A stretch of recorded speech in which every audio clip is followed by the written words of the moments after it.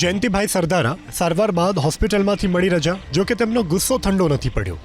PI Sanjay Padariya વિશે તો તેઓ બોલ્યા.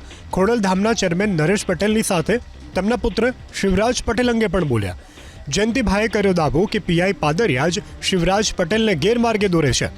2017ની વિધાનસભા ચૂંટણીમાં પીઆઈ પાદરિયાના કહેવાથી જ શિવરાજ પટેલે રાજકોટ પૂર્વ, રાજકોટ દક્ષિણ અને જામકંડોરણા બેઠક પર કોંગ્રેસના ઉમેદવારનો પ્રચાર કર્યો હતો. પીઆઈ પાદરિયાની જ્યારે પણ બદલી થતી, નરેશ પટેલ જ તેને બચાવ્યો છે.